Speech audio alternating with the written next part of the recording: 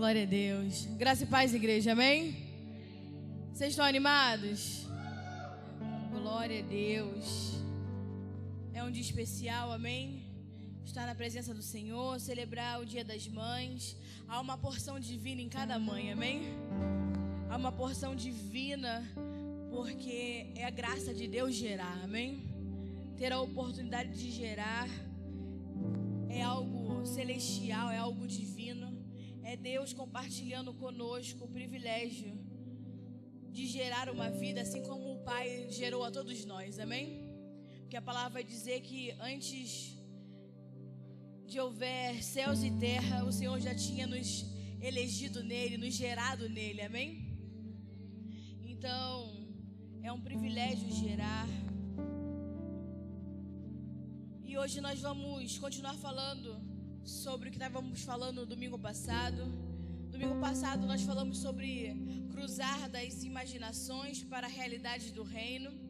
E hoje nós vamos dar continuidade à palavra de domingo passado. E essa palavra vai se chamar a linguagem de Deus. Porque Deus tem uma linguagem, amém? Para que a gente possa entender aquilo que Deus está falando, vou ler o texto que nós iniciamos semana passada, 1 Coríntios 13, 11. Eu vou orar, fazer uma retrospectiva e dar continuidade à palavra, amém? 1 Coríntios 13, versículo 11 vai dizer assim: quando eu era menino, falava como menino, pensava como menino e raciocinava como menino, mas quando me tornei homem, deixei para trás as coisas de menino, amém? Vamos orar. Senhor, obrigada por essa manhã, obrigada pela oportunidade, Senhor, de estar na sua casa, de ouvir a sua palavra, de crescer na sua vida, Senhor, porque a tua palavra, Senhor, é vida, a sua palavra é eficaz para nos transformar, meu Pai. Então que possamos nesse dia, abrir a nossa mente, abrir o nosso coração, que possamos nos dar a oportunidade de conhecer mais de Ti, Senhor, que possamos, Senhor, abrir o nosso coração para Teu amor, para a Tua graça, para que o Senhor venha, Senhor, gerar em nós tudo aquilo que o Senhor é, meu Pai, porque estamos aqui reunidos como corpo, como igreja, porque desejamos ser aperfeiçoados e edificados, Senhor, por meio de Ti e da Tua palavra, meu Pai. Então, que possamos ter o nosso coração entregue, o nosso corpo, a nossa alma, o nosso espírito totalmente voltado para Ti esse dia, Pai, para que a gente possa viver e fluir através da Sua vida e da vida do Teu Espírito, Senhor, que a Tua vida cresça em nós. É o que clamamos, Senhor, esse dia, que a Sua vida cresça em nós, que a Sua vida venha crescer a cada minuto, meu Pai, a cada instante, a cada impacto que temos com a Sua palavra, porque o que importa é o que o Senhor seja visto. O que importa, Senhor, é que a Sua vida seja manifesta e expressada por meio da Sua igreja, em nome de Jesus. Se você crê, diga amém. Glória a Deus. Então nós começamos falando a respeito de que é necessário que a igreja amadureça, que é necessário que a igreja deixe para trás, como diz a palavra em 1 Coríntios 13, o tempo de ser menino, porque nós entendemos que nós entramos em uma estação da igreja. Eu falo da igreja como a igreja global de Cristo, não a igreja, a instituição Casa de Deus, mas a igreja global do Senhor. Ela entrou numa estação de amadurecimento. Por quê, pastora? Porque os sinais estão aí para que todos vejam, Jesus Cristo está voltando, amém? Então a igreja tem que estar preparada, a igreja tem que estar madura, para que ela possa expressar plenamente tudo aquilo que Cristo é, para que a igreja possa trazer a realidade do reino para a terra, para que o nosso rei volte e venha governar sobre ela, amém? Então a igreja precisa amadurecer, porque a igreja imatura, ela não colabora para o crescimento do reino. A igreja imatura, os meninos, elas não conseguem colaborar com Deus. Foi o que nós ministramos semana passada. Deus ama todos nós, amém? Deus não faz acepção de pessoas. Ele entregou o seu Filho para morrer na cruz por nós, por amor à sua criação, por amor de nós. A palavra vai dizer que mesmo ainda pecadores, o Senhor nos amou e se entregou por nós, para morrer por nós. Mas, apesar de Deus nos amar, apesar de sermos filhos amados de Deus, não significa que todos nós colaboramos com o crescimento da sua igreja. Não quer dizer que todos nós colaboramos com o seu propósito eterno. Porque só é possível colaborar com a edificação da casa eterna de Deus. Só é possível colaborar com a edificação da casa do Senhor somente aqueles que amadurecem. Porque os meninos, eles são levados a toda sorte de ventos e doutrinas e engano. Mas somente uma igreja madura, um homem maduro, uma mulher madura consegue corresponder à responsabilidade e o comprometimento que o corpo de Cristo deve ter para o cumprimento do propósito eterno de Deus. Vocês estão entendendo? Diga amém.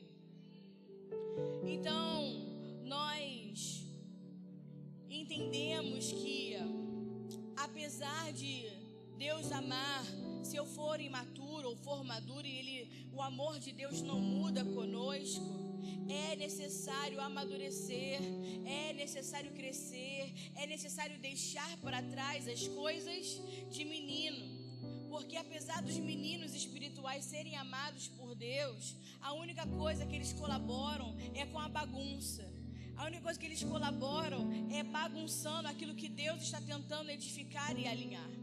Então a igreja tem que assumir o seu papel de responsabilidade, porque a gente não foi gerado para viver a nossa vida.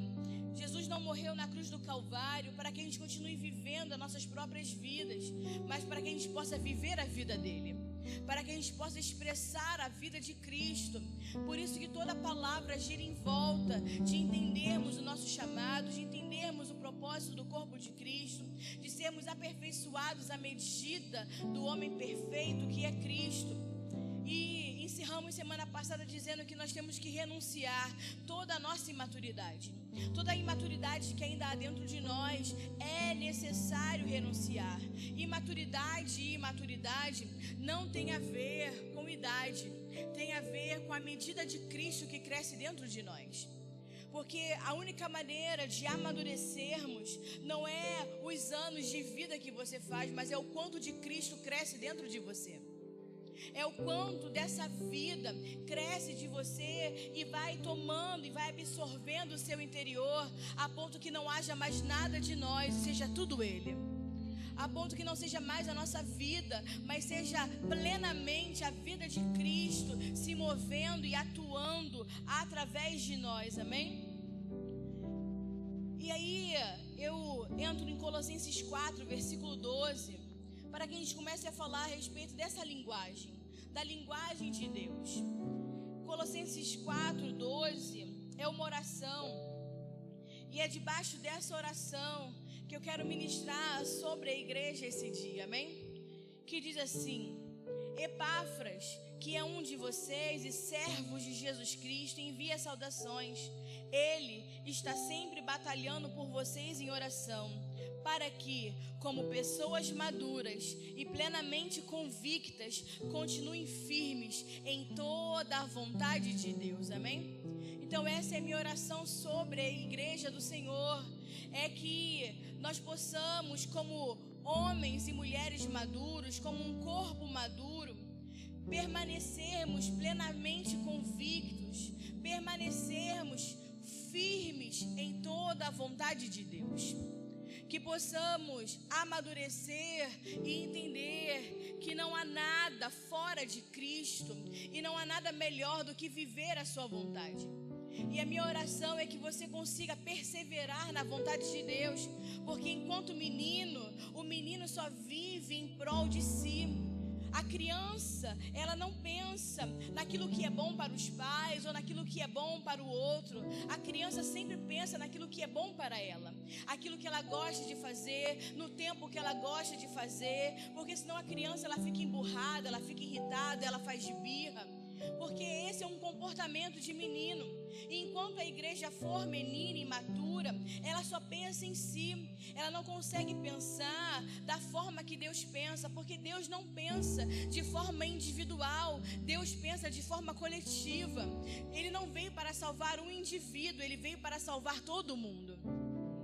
Ele veio para dar vida, a todo homem, a todo aquele que crê. Então entenda que possamos verdadeiramente amadurecer e perseverar em toda a vontade de Deus, porque só o homem maduro consegue fazer a vontade de Deus.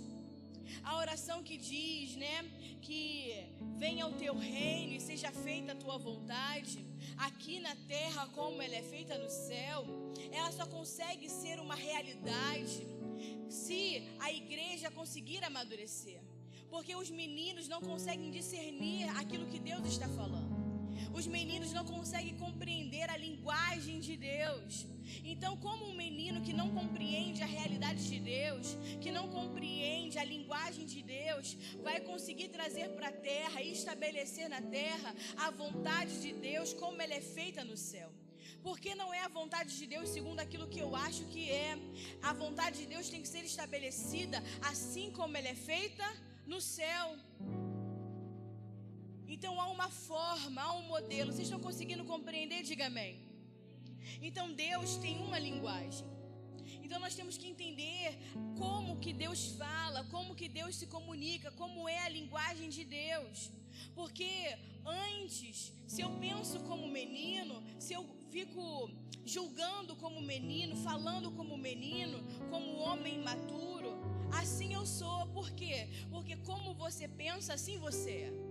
A maneira que você pensa, por isso que a palavra vai começar dizendo lá em 1 Coríntios 13, que você, quando era menino, pensava como menino, falava como menino, agia como menino. Porque na forma que você pensa, é a forma que você é. Mas Deus tem uma linguagem. E a linguagem de Deus é Cristo. A linguagem de Deus é Cristo. A linguagem de Deus é o seu reino. A linguagem de Deus é a linguagem do homem maduro, do varão perfeito, que é o próprio Cristo. A linguagem de Deus não é uma linguagem natural, não é uma linguagem terrena. A linguagem de Deus é espiritual. E é por isso que nem tudo que dizem que é Deus é de fato Deus. Nem tudo que o homem fala que é Deus que está falando ou Deus está fazendo é de fato Deus. E nós precisamos aprender a discernir o que é Deus e o que não é Deus. Porque o homem maduro sabe discernir exatamente aquilo que vem da parte de Deus e aquilo que não é de Deus. Como? Como que a gente consegue discernir? Amadurecendo. Porque o homem maduro entende a linguagem de Deus, entende a realidade celestial, consegue compreender a forma e o molde de Deus. Porque a gente não pode reduzir a linguagem de Deus àquilo que é humano.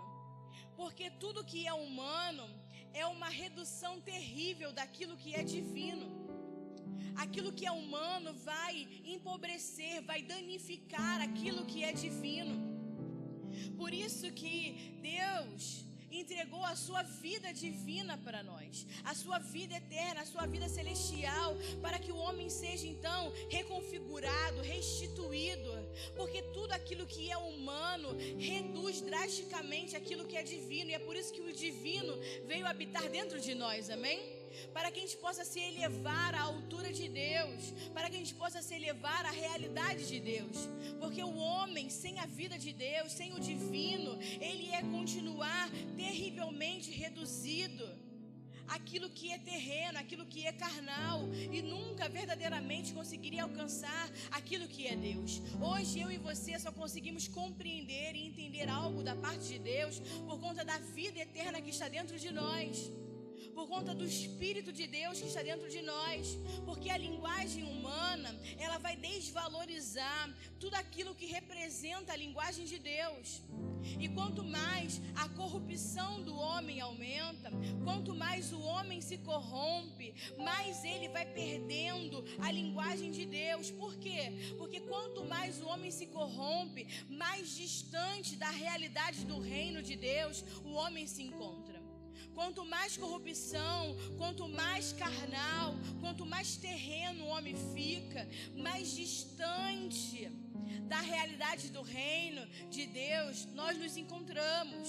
E é por isso que o Senhor vem nos resgatar daquilo que é morte, daquilo que é terreno, daquilo que é mundano, e nos transporta para o seu reino, para nos aproximar. Por isso que Cristo nos reconcilia com o Pai novamente, tudo para nos conectar novamente à sua realidade, à sua linguagem. Vocês estão entendendo? Diga amém.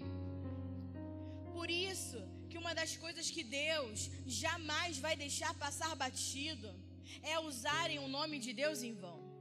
Uma coisa que Deus não deixa passar em branco, passar batido, é usar o seu nome em vão. É dizer que Deus disse algo quando Deus não disse nada. Uma das coisas que não vai passar desapercebido por Deus é uma igreja imatura, achando que é madura, usar o nome de Deus em vão, dizendo Deus disse quando Deus não disse nada. Preste atenção numa comparação que eu vou fazer, amém? Vou fazer uma analogia, uma comparação, que pode parecer pequena a diferença, mas no final vai fazer uma grande diferença. O primeiro homem, Adão, ele foi criado à imagem e semelhança de Deus, amém? Amém? Isso significa que quando ele é criado, ele não foi gerado, amém? Ele foi criado à imagem e semelhança de Deus. Quer dizer então que Deus estava como se Deus estivesse pintando um quadro de si mesmo, amém? Imagina uma pessoa pintando um quadro.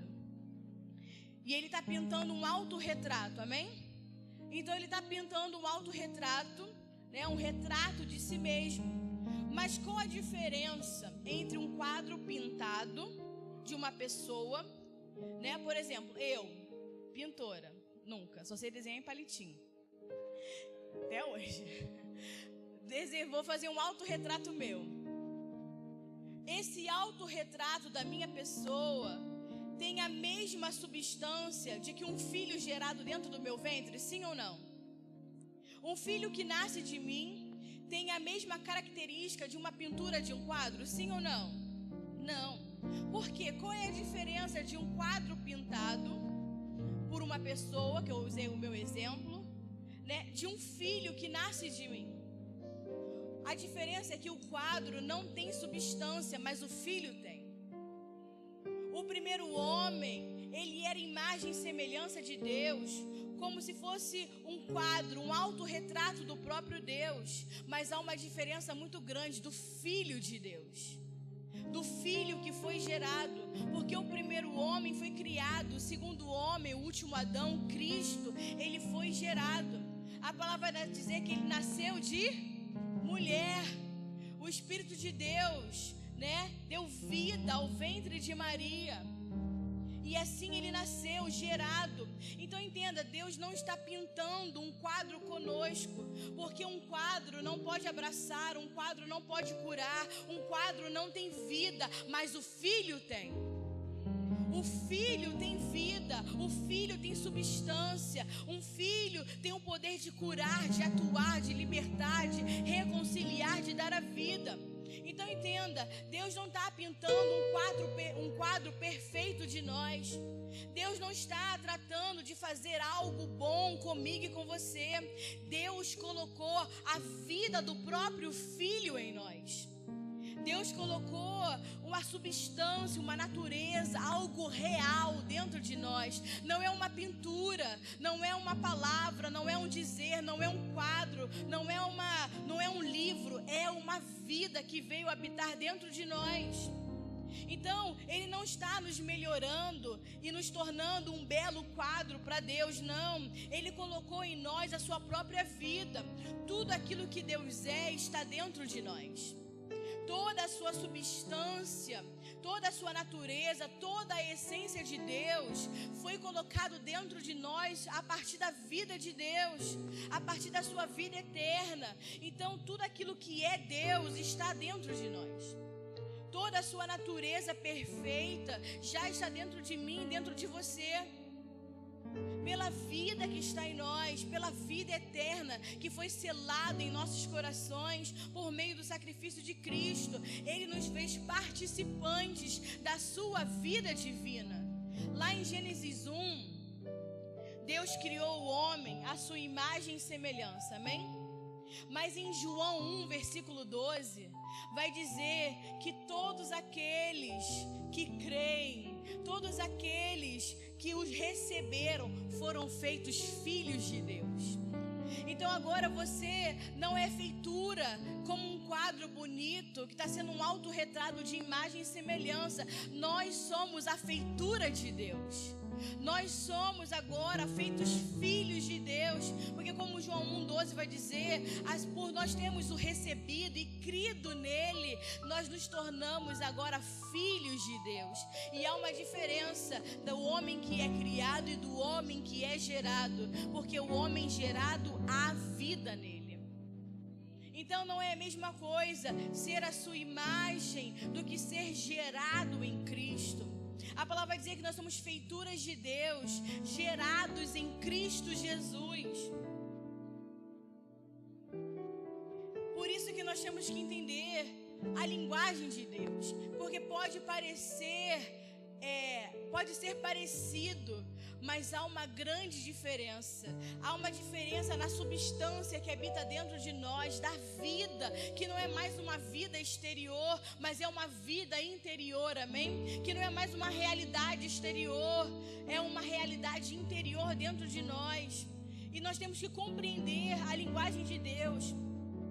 Os apóstolos e os salmistas vão dizer que a linguagem de Deus é inefável, que a linguagem de Deus é imensurável, que a linguagem de Deus é indescritível e que a linguagem de Deus é inescrutável.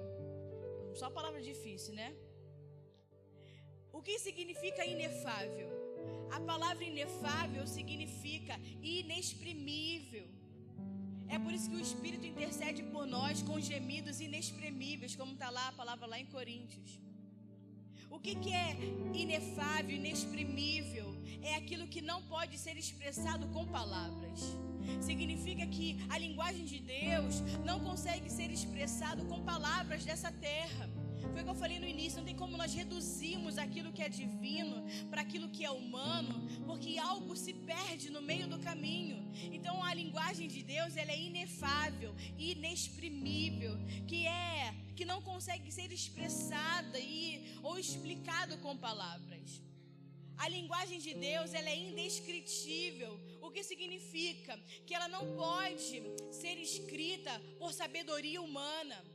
Ela é indescritível porque ela não é falada, ela não é descrita por uma sabedoria humana. Somente a sabedoria de Deus, amém?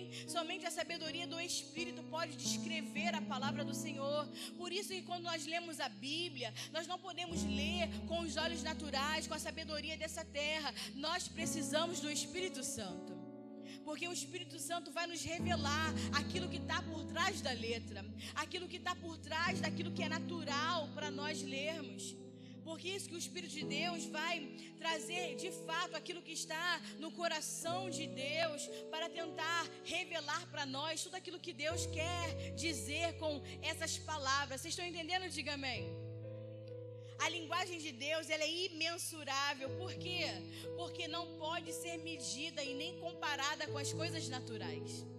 A linguagem de Deus não consegue se medir com as coisas dessa terra. Não consegue ser comparada com nada aquilo que é natural. E a linguagem de Deus, ela é inescrutável. Inescrutável quer dizer insondável, que significa que não pode ser explicado ou racionalizado. Você não pode racionalizar Deus. Você não pode racionalizar as coisas de Deus. Por quê? Porque Deus é Espírito. E a palavra vai dizer que as coisas espirituais só podem ser discernidas espiritualmente. Então eu não posso racionalizar Deus, porque Deus é Espírito. E somente pelo Espírito eu consigo entender Deus. Somente pelo Espírito nós conseguimos compreender ao Senhor. Por isso que a palavra vai dizer que aquele que é nascido da carne é carne, mas o que nasce do Espírito é Espírito. E o homem carnal não discerne as coisas espirituais. Por isso que nós precisamos amadurecer. Por quê? Porque enquanto menino você é carnal, mas quando você amadurece, você se torna um homem espiritual. E só um homem espiritual pode discernir aquilo que Deus está falando. Somente um homem espiritual pode compreender aquilo que Deus está fazendo, como Deus está se movendo. É por isso que tem muita gente que tem dificuldade de ler o livro de Apocalipse. Por quê? Porque João, ele traz muitas referências daquilo que ele vê no céu. E para ele conseguir traduzir a linguagem celestial, João vai usar de comparações, ele falar que isso se assemelha com isso, e isso é como aquilo. Por quê? Porque não havia palavras humanas no vocabulário para que João pudesse descrever aquilo que ele estava vendo.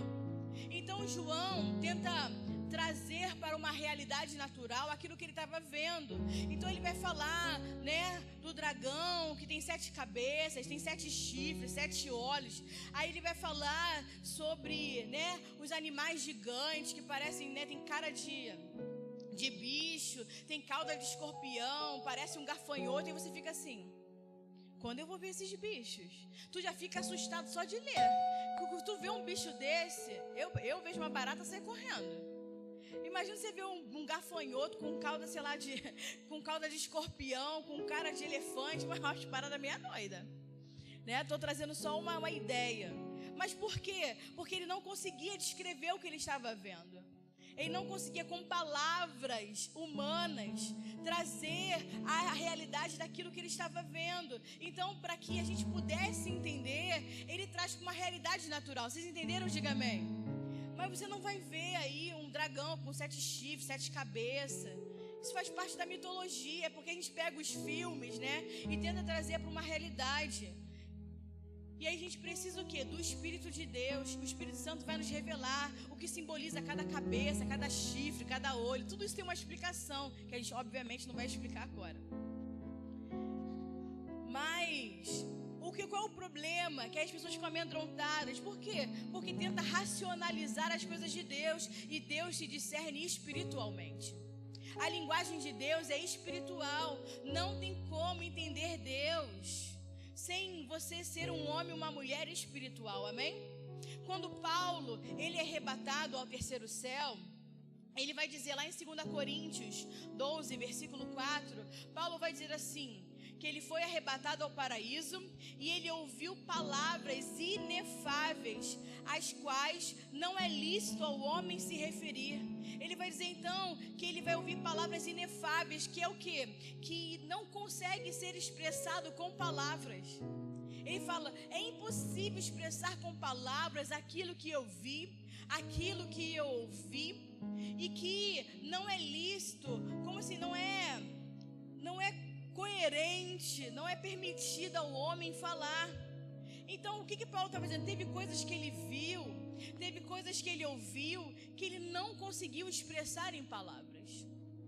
Teve coisas que Paulo viu, que ele não conseguiu nem colocar no papel. Por quê? Porque só consegue se discernir pelo Espírito, porque a linguagem de Deus é gloriosa, a linguagem de Deus é espiritual, a linguagem de Deus é eterna, a linguagem de Deus é divina, e a linguagem de Deus é ilimitada, não cabe dentro do nosso vocabulário. A nossa gama de palavras, de sinônimos, de preposições, não consegue chegar ao pequeno, um terço, vamos colocar assim, a 1/3 de tudo aquilo que Deus é, porque Deus é ilimitado, amém? A imagem de Deus, a linguagem de Deus, o pensar de Deus, a sabedoria de Deus, o conhecimento de Deus, é um conhecimento eterno, é um conhecimento ilimitado. E o que nós podemos fazer? Tentar a cada dia mais que o conhecemos e o buscamos, se aproximar dessa realidade, entendendo e tentando discernir pelo Espírito tudo aquilo que Deus tem para nós, tudo aquilo que Deus tem para a sua igreja. Mas qual é o problema? O problema não está naquele que fala, o problema está naquele que escuta. Porque para eu falar, né? Eu posso estar falando de coisas espirituais, mas se você não tiver um ouvido espiritual, você não vai discernir aquilo que está sendo dito.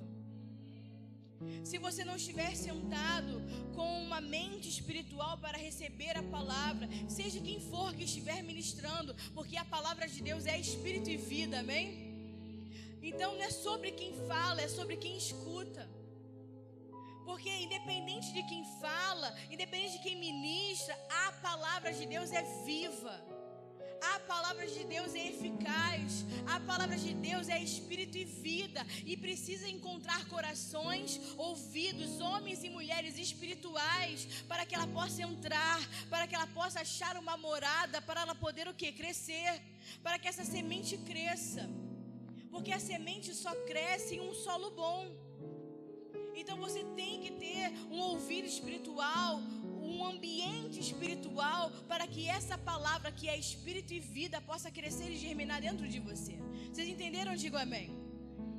Por isso que lá em João 3, versículo 9 ao 15, Jesus está tendo uma conversa com Nicodemos, falando a respeito de que você tem que nascer de novo, né? Que agora você tem que nascer da água e do Espírito. Aí Nicodemos fica perdido, mas como? Você quer que eu volte para o ventre da minha mãe? E Nicodemos não estava entendendo nada daquele discurso de ter que nascer de novo, de ter que nascer da água, ter que nascer do Espírito.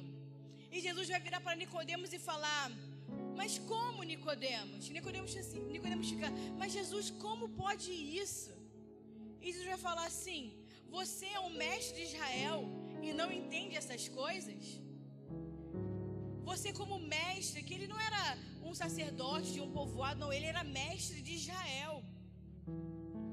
Você como mestre de Israel não consegue entender essas coisas? Aí Jesus vai falar assim no versículo 11: asseguro-lhe que nós falamos do que conhecemos e testemunhamos do que ouvimos, mas mesmo assim vocês não aceitam o nosso testemunho. Eu lhes falei de coisas terrenas e vocês não creram. Como crerão se vos falar das coisas celestiais? Então Jesus está falando: se você não consegue nem discernir as coisas dessa terra, como você vai entender as coisas celestiais? Aí ele vai dizer, versículo 13 de João 3: ninguém jamais subiu ao céu, a não ser aquele que veio do céu, o Filho do Homem. Da mesma forma como Moisés levantou a serpente no deserto, assim também é necessário que o Filho do Homem seja levantado, para que todo aquele que nele crê tenha a vida eterna. Então Jesus estava tentando falar com Nicodemos das coisas eternas.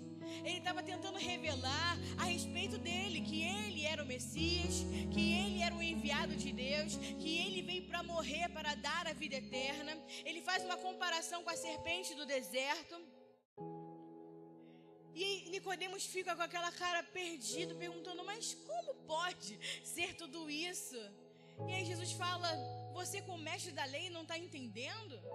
Você com toda a sua sabedoria não está entendendo? Porque não é a sabedoria do céu que nos garante entender Deus. É uma sabedoria divina. O próprio Deus, a vida de Deus, o Espírito de Deus, que vai nos levar a discernir tudo aquilo que é Deus. E ele está dizendo: se você não consegue compreender as coisas terrenas, como que eu vou falar com você das coisas celestiais? Nicodemos não era qualquer mestre, ele era mestre de Israel e não entendia nada daquilo que Jesus estava falando. Sabe por quê? Porque quando você é menino, você fala como menino, pensa como menino e só raciocina como menino. E como menino só consegue entender as coisas da terra, não consegue discernir as coisas celestiais. O que Jesus estava falando para Nicodemos? Nicodemos, você pode ser mestre de Israel, o mais respeitado entre os judeus e os fariseus, mas para mim você é como um menino, porque você só entende das coisas dessa terra, você não entende de nada celestial. Você ainda fala como um menino, ainda pensa como um menino, ainda raciocina como um menino. E um menino não consegue discernir as coisas celestiais. E ele vai dizer para Nicodemos: vocês não receberam meu testemunho. Mas não é que Nicodemos era mau, porque Nicodemos estava lá. Nicodemos, ele foi um investidor do reino, amém? Ele investia, né? Ele não seguiu Jesus, ele não conseguiu deixar a lei, mas ele investia no ministério, né? Financeiramente falando. Mas qual era o problema de Nicodemos? Nicodemos, então, ele não era mau, mas eles viviam realidades diferentes. Nicodemos vivia uma realidade terrena e Jesus vivia uma realidade celestial.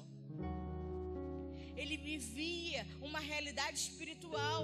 São realidades que não são compatíveis. Do que Jesus queria falar? Jesus queria falar das coisas celestiais. Ele fala: você não está compreendendo as terrenas, como eu vou falar das coisas celestiais? Jesus não queria ter uma conversa terrena com Nicodemos.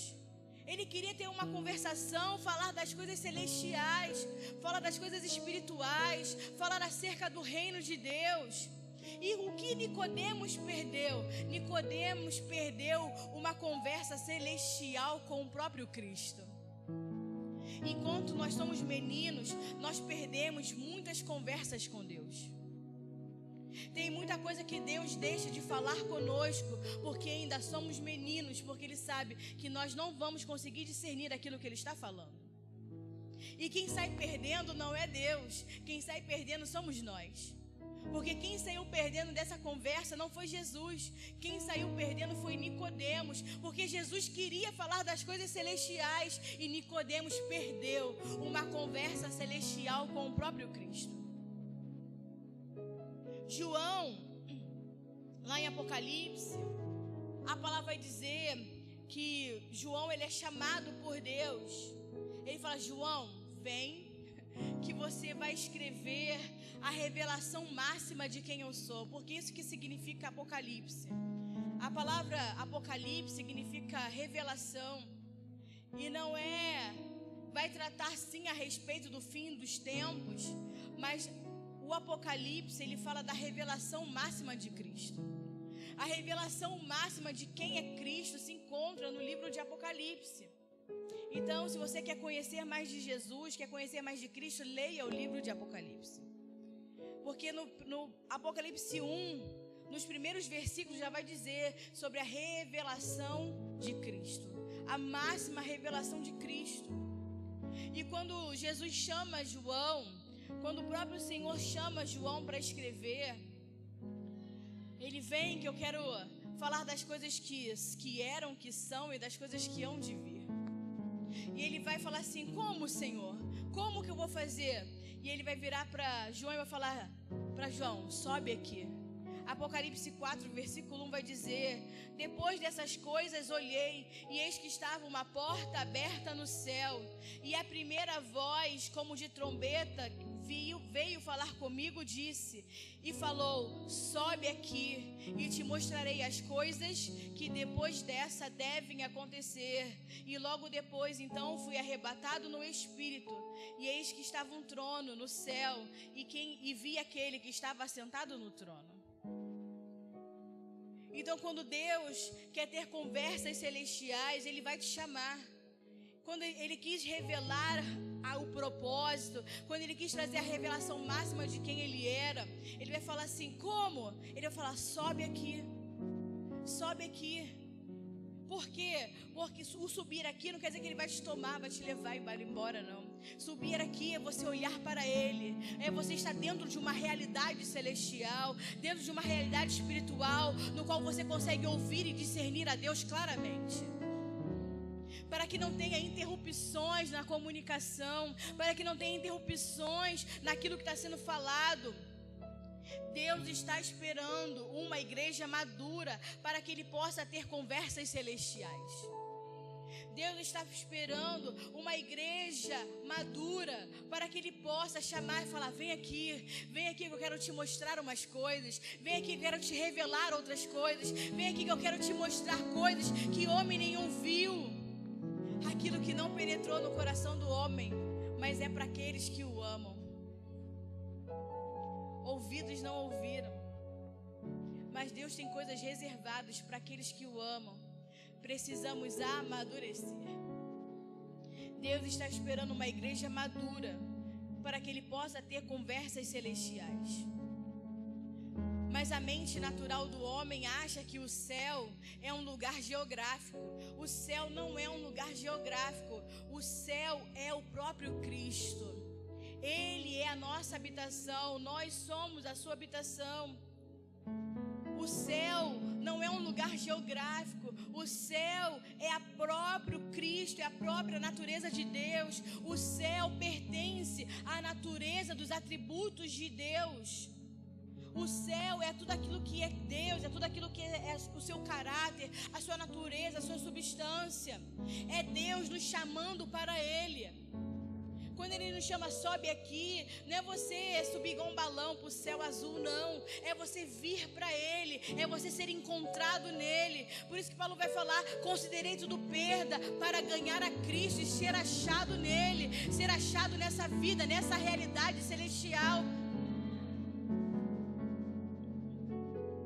Paulo vai dizer lá em Colossenses 3, versículo 1 ao 3, vai dizer assim, Colossenses 3, do 1 ao 3 vai dizer, portanto, já que vocês ressuscitaram com Cristo, procurem as coisas que são do alto, onde Cristo está sentado à direita de Deus. Mantenha os pensamentos nas coisas do alto e não nas coisas terrenas, pois vocês morreram e agora a sua vida está escondida em Cristo Jesus. Vocês então, já que entenderam que você já morreu com Cristo e com Cristo foi ressuscitado, a sua vida está em Cristo. A sua vida está com Cristo. Então para de olhar as coisas terrenas e olhe para o alto. Procure as coisas do alto. Coloque os seus pensamentos nas coisas do alto. Olhar para o alto é a mesma coisa do que os lugares celestiais. É os seus pensamentos estarem conectados aos pensamentos de Deus. É você estar com seus olhos voltados para o Senhor. Lugares celestiais, o lugar do alto, olhar para o alto, é tudo aquilo que pertence à natureza de Deus. Então mantenha os seus olhos em tudo aquilo que é Deus, em tudo aquilo que é da natureza de Deus. As coisas do alto é tudo aquilo que é o próprio Deus, é a sua justiça, a sua santidade, é o seu amor, a sua bondade, a sua graça, a sua misericórdia, a sua sabedoria, a sua inteligência. Tudo que pertence à natureza de Deus. Ele fala, então coloque os seus olhos em tudo aquilo que é Deus. E essas coisas estão aqui e agora para nós. Todas essas coisas estão disponíveis para nós. Por quê? Porque se o lugar alto, o lugar celestial, é tudo aquilo que contém a natureza de Deus, e a natureza de Deus habita dentro de mim através da sua vida, então tudo isso está disponível em nós. Tudo aquilo que é de Deus, tudo aquilo que é do alto, tudo aquilo que é celestial está dentro de nós. Então pare de procurar nessa terra aquilo que está dentro de nós. Mas qual é o problema? O problema é que a criança, o imaturo, não consegue ver. O imaturo, a igreja menina, a igreja imatura não consegue ver. Porque o imaturo, ele tem problemas carnais. Ele tem problema em desapegar daquilo que é terreno. Ele tem problema em desapegar daquilo que é desse mundo. Eles entendem e se confortam que Deus os ama. Mas, apesar de Deus os amar, Deus não pode falar com eles como fala aos homens espirituais. Deus não tem a mesma conversação com os homens maduros, com os homens imaturos. Deus não tem a mesma conversa, não tem a mesma intimidade, não tem o mesmo discernimento, não tem o mesmo relacionamento. Por quê? Porque o menino não discerne, não alcança aquilo que Deus está falando, não consegue acompanhar os movimentos de Deus. É como Paulo vai dizer lá em 1 Coríntios 3, versículo 1. É como Paulo vai dizer ao povo de Corinto: eu queria falar com vocês como homens espirituais, mas não posso, porque vocês são carnais. Eu queria ter uma conversa espiritual com vocês, mas eu não consigo, porque vocês são meninos, porque vocês são imaturos, porque vocês ainda bebem leite. Porque há uma linguagem para crianças e há uma linguagem, né, para os maduros. Deus nunca deixa de falar, amém? Só que a linguagem é outra.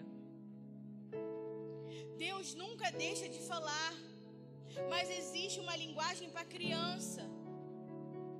E o problema é que com a linguagem da criança há uma mistura, há uma mescla. Porque como ela não consegue discernir aquilo que é Deus, ela acha que todo mundo que fala no nome de Deus está falando por Deus. O problema é que a igreja imatura, que não consegue discernir aquilo que é Deus, acha que todo mundo que fala em nome de Deus, é Deus que está falando, enquanto Deus não está dizendo nada. A linguagem da criança tem muita mistura, tem muita mescla. Por quê? Porque esse é o trabalho das trevas. As trevas até hoje trabalham com os imaturos espirituais. O trabalho deles é em cima das crianças.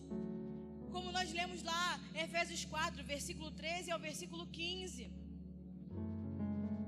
Vai falar que nós temos que chegar à unidade da fé, à estatura do homem maduro, ao conhecimento pleno de Cristo. Por quê? Versículo 14. Para que não sejamos mais como meninos, inconstantes, levados em roda de todo vento de doutrina, pelo engano de homens, que com astúcia enganam fraudulosamente. Antes, temos que seguir a verdade em amor, para crescer em tudo aquilo que é o cabeça Cristo.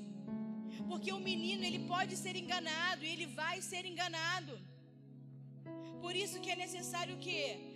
Sair dessa imaturidade. Porque todo imaturo é levado no engano. Há mistura na linguagem, há uma mescla na linguagem. A linguagem do homem imaturo nunca é 100% Deus. Por quê, pastora? Porque ele não consegue discernir quando Deus está falando e quando Deus não está falando. O imaturo não consegue discernir quando é Deus que está falando e quando a sua alma está falando.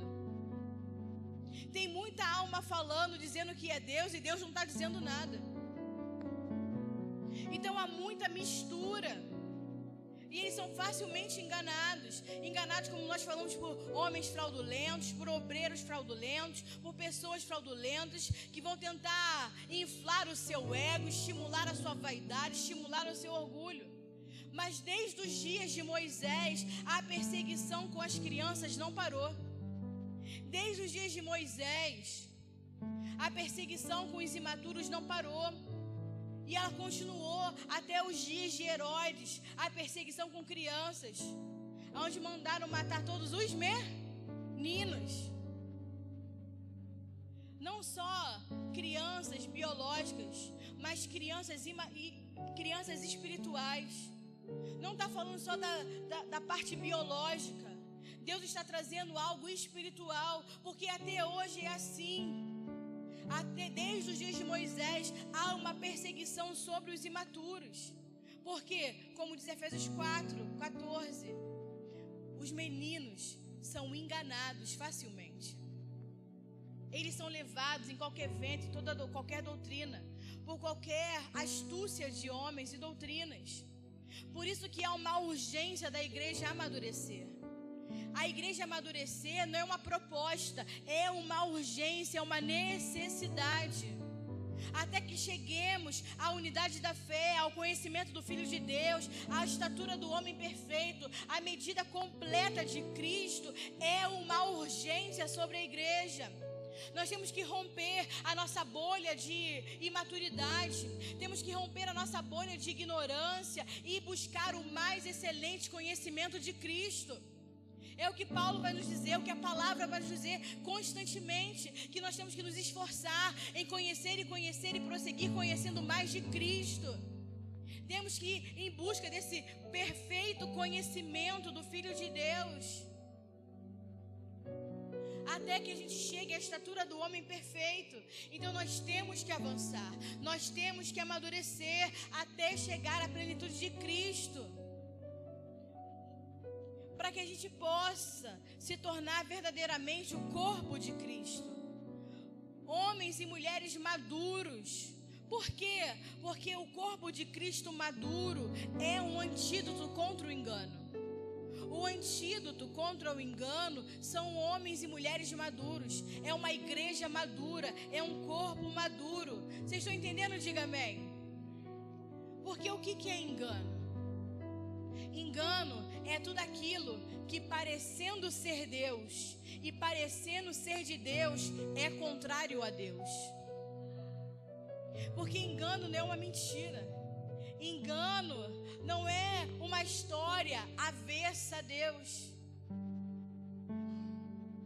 Engano não é você, vou dizer assim, engano não é um satanista. Porque declaradamente já diz a quem ele serve. Vocês estão conseguindo compreender? Engano é tudo aquilo que parecendo ser Deus e parecendo ser de Deus é contrário a Deus. E aonde o engano está focado? O engano está focado nos meninos espirituais. Porque os meninos são levados a todo vento de doutrinas enganados por homens astutos e fraudulentos. O engano está focado numa igreja imatura, nos meninos espirituais.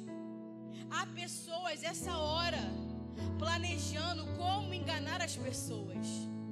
Há pessoas focadas em como enganar os meninos, em como enganar os meninos espirituais, em como escravizar as pessoas, em como tomar os seus recursos, em como tomar o seu destino. Então a igreja tem que acordar.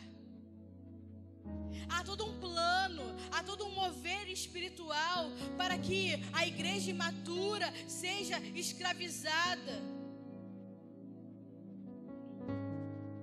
Mas há um problema para as trevas. Pergunta para mim, qual? Qual é o problema para as trevas? É que a igreja está amadurecendo. A igreja que amadurece é um problema para as trevas. A igreja que amadurece é um problema para os homens fraudulentos. A igreja madura é um problema para os homens astutos que tentam enganar a igreja. Por quê? Porque a igreja que amadurece, ela não é enganada. A igreja madura, ela não é enganada. Então olha para o irmão que está do seu lado e diga para ele assim: vamos amadurecer. Que Cristo cresça em nós, para não sermos enganados. Amém. Vamos crescer, igreja, amém? Vamos amadurecer, porque acabou o tempo do engano, acabou o tempo de ser menino. Quando a igreja amadurece, as trevas correm, porque ela sabe que ela não pode ser enganada. E maturidade, como eu falei, é Cristo crescendo em nós. Maturidade é Cristo crescendo em nós. À medida que Cristo cresce em nós, quer dizer o quanto nós amadurecemos ou não. Então a medida de Cristo que há em você vai dizer o quanto você é maduro ou não.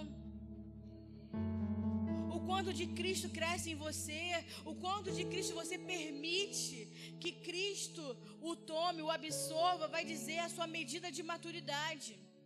Porque maturidade é Cristo crescendo em nós todos os dias, até alcançarmos a estatura do homem perfeito.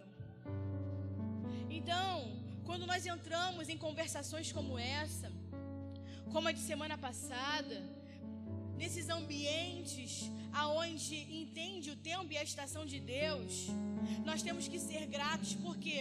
Porque não são ambientes de entretenimento, mas sim ambientes de maturidade, de crescimento na vida de Cristo. São ambientes onde a vida de Cristo cresce, onde a vida de Cristo está com toda a liberdade para crescer e fluir.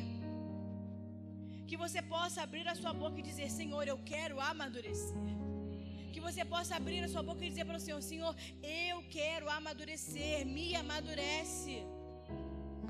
Pastor, e como eu amadureço? Efésios 4, versículo 15. Seguindo a verdade em amor. Antes, seguindo a verdade em amor, cresçamos em tudo naquele que é o cabeça, Cristo. Não tem como amadurecer se não seguirmos a verdade. Nós amadurecemos seguindo a verdade em amor. Quando nós seguimos a verdade em amor, Quando nós seguimos a verdade de Cristo, nós crescemos nele. Então a verdade de Cristo, a verdade da palavra, nunca pode ser negociada. Não pode ter uma negociação com a verdade. Você não pode negociar a verdade com aquilo que você quer, com aquilo que você acha, com aquilo que você deseja, porque só há crescimento em Cristo pela verdade. Seguindo a verdade em amor, cresçamos em tudo naquele que é cabeça, Cristo. Então, que você de antemão me perdoe o que eu vou dizer, mas é necessário, isso precisa ser reproduzido como uma verdade dentro de nós. Mas o teu problema não é a tua casa, o teu problema não é a sua família, o teu problema não é o seu trabalho, o seu problema não são seus filhos, o seu problema é a sua falta de maturidade. O seu problema é falta de maturidade, é falta de Cristo. É falta que Cristo cresça em você, porque conforme Cristo cresce em você, você amadurece. E quando nós amadurecemos, nós entendemos a pequenez dos nossos problemas, porque não há nada maior do que Cristo. Não há nada maior do que aquilo que Cristo depositou dentro de nós. Então, isso tem que ser reproduzido em nós como uma verdade, porque quando eu enxergo o real problema, eu consigo resolver ele. Mas se eu ainda acho que os problemas são a minha casa, a minha família, meus filhos, meu trabalho, eu nunca consigo amadurecer. Por isso que a palavra vai dizer: examine-se o homem a si mesmo. Porque o problema não está em quem está à sua volta, o problema é a sua falta de maturidade. A sua falta de maturidade para lidar com as circunstâncias, para lidar com a tribulação, para lidar com o dia mau, para lidar com as pessoas que estão à sua volta. Tudo é por conta da nossa falta de maturidade, a falta do que Cristo faz em nós. Existem problemas que não mudarão. Como eu já ministrei semana passada ou semana retrasada no culto de primícias, eu acho. Tem problemas que Deus não vai mudar. Tem problemas que Deus não vai resolver. Por quê? Porque Deus está trabalhando a nossa maturidade. Deus está usando as circunstâncias para nos amadurecer. Então Ele não vai resolver os nossos problemas. O único problema que Deus quer resolver é a sua falta de maturidade. Porque esse é o maior problema para Deus, a imaturidade da igreja. E a glória das provas é a maturidade. A glória de ser provado é a maturidade. Por quê? Porque só a maturidade me permite ter uma vida de corpo. Só a maturidade me permite ter uma vida corporativa. Só a maturidade vai me remover do meu eu, do meu individualismo, para que eu possa entender que não é mais eu, mas é sobre o corpo de Cristo. Não é sobre a minha vida, é sobre o propósito de Deus. Então, a minha maturidade e a sua glória me permite enxergar a vida corporativa de Deus, o corpo de Cristo, o propósito de Deus. Efésios 4, versículo 16 vai dizer assim: do qual todo corpo bem ajustado, todo corpo ligado pelo auxílio de todas as juntas, segundo a justa operação de cada parte, cada membro, cada parte do corpo tem uma função, tem uma operação. Todo corpo se movendo junto, todo corpo edificando, todo corpo crescendo. Isso, eu só consigo alcançar esse entendimento de todo o corpo quando eu a amadureço, porque eu saio do meu eu para o nós, eu saio do meu individualismo para o coletivo, para o corporativo. Mas uma criança só consegue enxergar a si mesmo. O imaturo só consegue enxergar a si mesmo. E ele se preocupa consigo, ele se preocupa se ele está indo bem, ele se preocupa se as coisas são favoráveis a ele. Mas quando nós amadurecemos, nós entendemos que a dor do meu irmão também é minha dor. A lágrima do meu irmão também são as minhas lágrimas. A alegria do meu irmão também é minha alegria. A conquista do meu irmão também é minha conquista. Nós deixamos um espaço de orgulho, vaidade, de inveja, para a gente se alegrar com o nosso próximo, se alegrar com o nosso irmão. A gente não fica mais, ai, Deus não fez comigo, fez com ele. Isso é o quê? Meninos imaturos que só olham para si. Deus não fez comigo, glória a Deus. Mas fiz com a vida com meu irmão está crescendo, meu irmão está prosperando, meu irmão está enriquecendo, e glória a Deus por isso. Porque não é sobre a minha vida, é sobre o propósito de Deus se cumprir.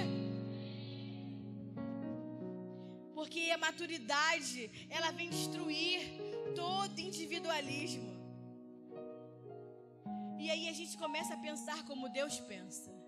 A gente começa a pensar como Cristo pensa. Começamos a falar como Deus fala. Começamos a agir como Deus age. Temos que amadurecer.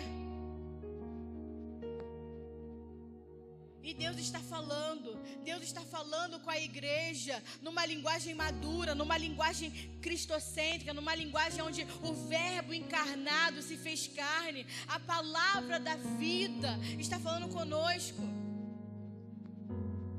A palavra de Deus madura, presente, a voz ativa de Deus está falando conosco.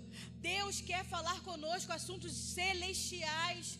Deus tem coisas para tratar conosco que são assuntos eternos. E essa voz que habita dentro de nós, pela vida que está em nós, quer falar conosco. Pastora, mas eu não estou escutando Deus falar comigo, porque você ainda é menino.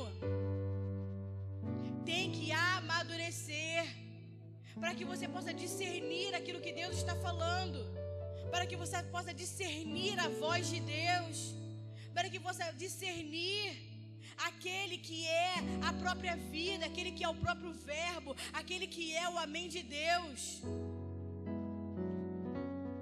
Quando nós recebemos a Cristo, você não recebeu apenas um Salvador, você recebeu a palavra vivente dentro de você. A palavra de vida está dentro de você. A palavra vivente, a voz ativa de Deus.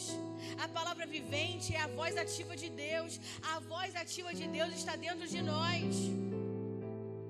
A voz ativa de Deus, a palavra vivente, o próprio Cristo habita dentro de nós. Então, quando Deus fala, Ele fala Cristo. Quando Deus está falando, Cristo está falando, Cristo está se movendo, porque Ele tem que ser a nossa verdade presente. A voz de Deus ecoando no seu espírito. Você precisa amadurecer, ser um homem espiritual, para que essa voz saia de você. Porque enquanto meninos, você só pensa como menino e só fala como menino. Mas a voz de Deus madura precisa sair. Ela está presa dentro de homens e mulheres imaturos.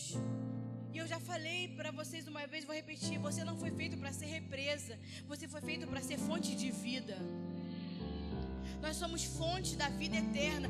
A voz de Deus tem que sair, a voz de Deus tem que fluir. Mas enquanto menino, só falo como menino, só penso como menino. Mas chegou o tempo de deixar para trás as coisas de menino,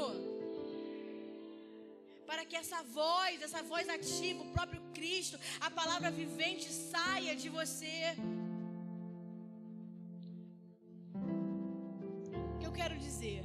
Eu quero dizer que você pode enganar uma criança com uma profecia, mas você não pode enganar um homem maduro. Um homem maduro jamais é enganado. Pode se levantar 1, 2, 3, 4 profeta das 4 conchichinas da terra. Você vai conseguir discernir o que é a voz de Deus e o que não é a voz de Deus. O homem maduro, ele não é aquele que tem muito conhecimento. O homem maduro é aquele que Cristo cresceu dentro dele. E aquele que Cristo cresceu dentro dele não se engana, e ele conhece a voz de Deus. Ele não se engana, e ele conhece verdadeiramente a voz de Deus. Cristo está dentro de nós, amém? Você quer que Cristo está dentro de você? Diga amém. Então obedeça a essa voz que ecoa dentro do seu coração. Obedeça a voz de Deus. Permita que Cristo cresça dentro de você. Quanto mais Cristo cresce, mais clara fica a sua voz. Mais fácil fica de você discernir a voz de Deus. Temos que aprender a discernir a voz do Senhor. Temos que deixar de ser criança e parar de procurar a voz de Deus fora, se a voz de Deus está dentro de nós. Existem homens que vivem admirando outros homens, que vivem admirando pregadores, admirando cantores, vivem admirando profetas, buscando a voz de Deus fora, sendo que a voz de Deus está dentro de você. A vida de Deus está dentro de você, a voz de Deus está dentro de você. Você não pode viver admirando cantores, admirando celebridades gospel, porque isso não é realidade. Realidade é a vida que está dentro de você. Mas no meio de muitos imaturos, se levanta profetas de Balaão, que dizem assim: me dá dinheiro que eu vou profetizar. Me dá dinheiro que eu vou revelar a tua vida. Mas o que eu quero dizer e declarar, que esse mercado está acabando. Esse mercado está terminando porque a igreja está amadurecendo e Cristo está crescendo no interior da sua casa, no interior da sua igreja, no nosso interior. Porque foi o que eu falei semana passada: pais espirituais não criam dependência ministerial. Pais espirituais, a paternidade espiritual vem para formar Cristo no seu interior, para que você escute a voz do Senhor, para que você amadureça, para que você venha discernir a voz do Senhor, para que você crie um vínculo no Espírito, a ponto de entender que você não vive em função de homens, você vive pela vontade de Deus e para a vontade de Deus. Porque um pai espiritual, ele não cria dívidas ministeriais. Um pai espiritual é assim: por um tempo o meu filho vai me ouvir, mas quando Cristo crescer nele, ele vai ouvir Deus como eu escuto. A minha vontade é que ele cresça, para que ele possa ouvir a Deus da mesma maneira que eu escuto. Porque existe sim um tempo de ser menino, mas quando passa do tempo é só destruição. Todo mundo, ninguém nasce maduro. Há um tempo de maturidade. O problema é quando esse tempo passa e você continua preso à sua imaturidade. E o tempo da igreja, de uma forma geral, global, acabou de ser menina. Agora Cristo, a palavra vivente, que está dentro de nós, que se uniu a nós como um no nosso espírito, Ele deseja falar com você. Ele deseja se comunicar com você. Para quê, pastora? Para que você seja uma voz ativa de Deus nesse tempo. Para que você seja uma voz ativa de Deus nesse mundo. Porque, como eu falei, a igreja madura que fala, né, que é usada para que Deus fale através dela, é o antídoto para essa sociedade. É o antídoto contra o engano. É o antídoto contra o mundo da maneira que está. Mas eu só consigo ser resposta de Deus nessa terra quando eu amadureça. Porque se eu sou menina, eu não tenho nada para falar. Quando eu sou menina, eu não tenho nada para acrescentar. Não há transformação através da boca de meninos, só de homens e mulheres maduros. Porque os meninos estão preocupados apenas consigo. Então, quando você entende o seu papel e você entende que você foi feito para fazer com que Cristo cresça na vida do próximo, e eu vou chamar isso de discipular, amém? Quando a gente entende que a gente foi gerado para que a gente possa impartir vida com o próximo, e esse impartir de vida não é uma transferência de informação, é colaborar para que Cristo seja formado dentro de vós. Então, discipular uma pessoa não é informação, é colaborar para que Cristo seja formado dentro deles. É o que diz a palavra: e outra vez sinto dores de parto, para que Cristo seja formado em vós. Porque quando Cristo cresce dentro de você, você deixa de depender de homens, você deixa de depender dos seus líderes, você deixa de depender dos seus pastores, e você, na maturidade, aprende a amá-los, aprende a obedecê-los, aprende a colaborar com eles por conta do propósito de Deus. Você deixa de ser um dependente e passa a ser um colaborador. Você deixa de ser uma criança que obedece porque o pai está mandando e passa a obedecer por amor, passa a seguir a verdade em amor, passa a viver a vontade de Deus em amor. Porque enquanto menino, você é mandado fazer como toda criança. Vai fazer isso, vai tomar banho, vai recolher seus brinquedos. Mas quando você amadurece, você já sabe que você tem que tomar banho, que você tem que arrumar as coisas, que tudo tem que estar em ordem. Então você passa a fazer por amor, por entendimento e não mais por obrigação.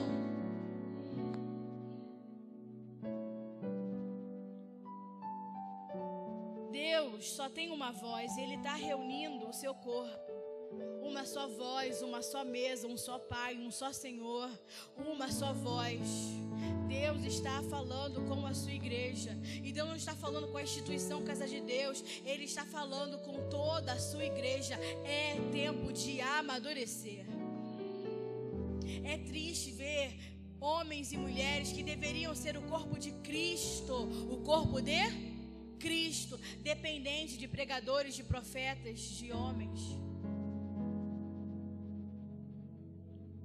Eu não estou dizendo que você não tem que ouvir homens de Deus. Eu estou dizendo que eles não podem ser os substitutos da voz de Deus. Homem nenhum substitui a voz de Deus. Homem nenhum pode substituir a voz de Deus. Então você tem que discernir a voz de Deus. E eu só consigo discernir a voz de Deus amadurecendo. Porque é fácil você ter substitutos da voz de Deus. Foi isso que Israel fez. Moisés, vai lá você, sobe você, fala você com Deus e você faz com que o recado de Deus através de você chegue até nós. Porque a gente não quer pagar o preço para que Deus fale diretamente conosco. A igreja continua assim, igual o povo de Israel, usando substitutos da voz de Deus, porque não querem pagar o preço para que Deus fale diretamente com eles, porque é um preço amadurecer. Amadurecer custa. É difícil deixar de ser menino. Não é difícil você ganhar idade. Todo ano você faz aniversário, parabéns para você. Você ficar velho de idade é uma coisa, mas você amadurecer custa um preço. Você deixar as coisas de menino, deixar o seu eu, a sua vontade, a sua vaidade. Então tem muita gente que prefere os substitutos da voz de Deus do que pagar um preço para que Deus fale com eles. Mas chegou a hora de mudar isso, amém? Chegou a hora de mudar isso, por quê? Porque eu estou querendo que se levante uma igreja disposta a renunciar a tudo. Uma igreja disposta para que o Senhor cresça no seu interior. Uma igreja que desfruta da voz de Deus. Uma igreja que tem prazer de ouvir ao Senhor. Que tem prazer de ouvir ao Senhor 24 horas por dia, 7 dias por semana. Uma igreja que deseja ouvir a sua voz, que ama ouvir a Deus, que quando ouve a voz de Deus sente segurança no seu interior e entende: Deus está comigo, Deus está ali e Deus está dizendo: eu estou contigo, eu sou contigo, que tem prazer de ouvir a voz de Deus. Que Deus possa despertar no seu espírito o desejo de ouvi-lo, o desejo de amadurecê-lo. E a minha oração é que a unção de Deus desça sobre você, não para te fazer tremer, mas para que Cristo cresça em você. Porque a unção de Deus não vem para que você viva como um menino dentro da igreja. Não é sobre tremer, não é sobre se arrepiar. O Espírito vem nos capacitar, vem nos ungir para que Cristo cresça em nós. A minha oração é que a igreja cresça em Cristo. Que a vida dele cresça, que a vida do Espírito cresça, que a graça do Senhor cresça, que a realidade do Senhor cresça, que o reino de Deus cresça, porque o reino não está ali nem acolá, o reino está dentro de nós, a vida de Deus está dentro de nós, a palavra vivente está dentro de nós, a verdade presente, o verbo encarnado, o amém de Deus está dentro de nós, mas temos que amadurecer. Fique de pé, igreja, vamos orar.